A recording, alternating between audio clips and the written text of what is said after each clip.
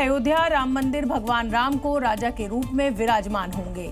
राम दरबार की प्राण प्रतिष्ठा के लिए अनुष्ठान शुरू हो चुका है।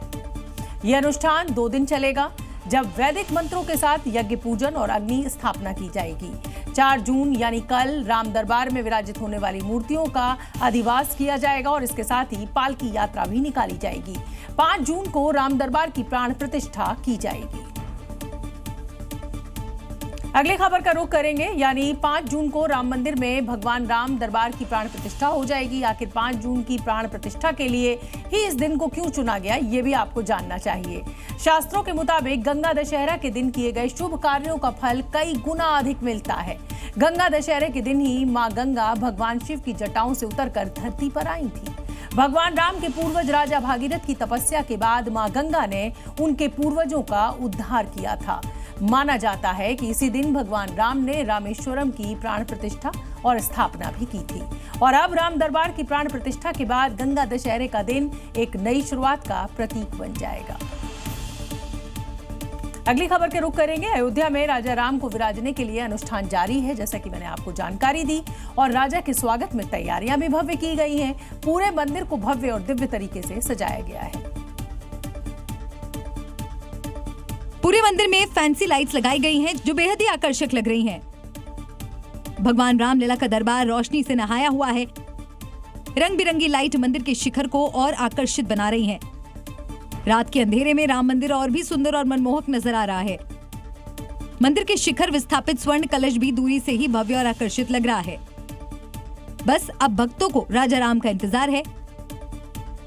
पूरी अवधपुरी राम दरबार की प्राण प्रतिष्ठा के लिए बेसब्री से इंतजार कर रही है। दिल्ली के जवाहरलाल नेहरू विश्वविद्यालय यानी जेएनयू में अब कुलपति का नाम बदल दिया गया है। अब जेएनयू में कुलपति की जगह कुलगुरु कहा जाएगा।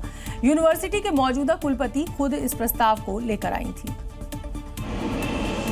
यानी अब जवाहरलाल नेहरू विश्वविद्यालय के सभी ऑफिशियल डॉक्यूमेंट्स जैसे डिग्री सर्टिफिकेट, सभी सरकारी कागजों में कुलपति शब्द की जगह कुलगुरु लिखा जाएगा। इस फैसले के पीछे 2 बड़े कारण हैं। पहला, जेंडर न्यूट्रलिटी यानी लैंगिक समानता, और कारण दूसरा, भारतीय शैक्षिक परंपरा से जुड़ाव। कुलपति यानी परिवार का पुरुष प्रमुख, यह शब्द पुरुष प्रधान सोच को दर्शाता है। वहीं कुलगुरु का अर्थ है शिक्षक या आध्यात्मिक मार्गदर्शक। कुलगुरु शब्द में ऐसा कोई लिंग निर्धारण नहीं है। कुलगुरु महिला पुरुष दोनों के लिए इस्तेमाल किया जा सकता है। जेएनयू में कुलपति के टाइटल में बदलाव भारत की गुरु शिष्य परंपरा से प्रेरित भी बताया जा रहा है। इसमें गुरु को ज्ञान का प्रतीक माना जाता है, न कि किसी खास जेंडर का। ये पहला मौका नहीं है जब किसी संस्था ने कुलपति को कुलगुरु कहने की बात की हो।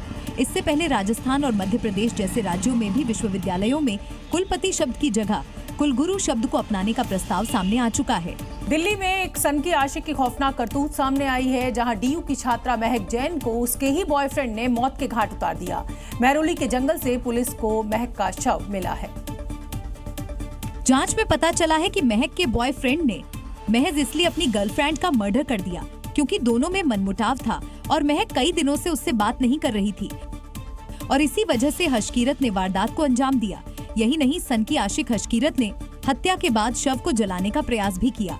जानकारी के मुताबिक जहांगीरपुरी इलाके की रहने वाली महक जैन हर रोज की तरह रविवार को दिल्ली यूनिवर्सिटी के विवेकानंद कॉलेज जाने के लिए निकली थी, लेकिन दिन के करीब 2:30 बजे महक के परिवार वालों के पास एक फोन आता है और बताया जाता है कि उनकी बेटी का मर्डर हो गया है। शक के आधार पर अशकीरत को पुलिस हिरासत में लेती है और जब कड़ाई से उसकी पूछताछ की जाती है तब वो पुलिस के सामने टूट जाता है और अपना गुनाह कबूल कर लेता है कि अक्सर उसके अपनी दोस्त महक के साथ लड़ाई झगड़े होते थे और इसीलिए उसने 1 जून को शाम को उसे मिलने के लिए संजय वन के इसी जंगल में बुलाया था। पुलिस के मुताबिक आरोपी हशकीरत ने महक के शरीर पर चाकू से एक नहीं बल्कि कई वार किए और पहचान छिपाने के लिए बाद में शव को जला दिया। फिर घर वालों को फोन करके झूठी कहानी बताई। जब महक के परिजन मौका वारदात पर पहुंचे तो पुलिस को सूचना दी गई। फिलहाल आरोपी हशकीरत पुलिस की गिरफ्त में है।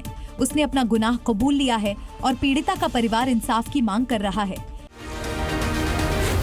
Zee News।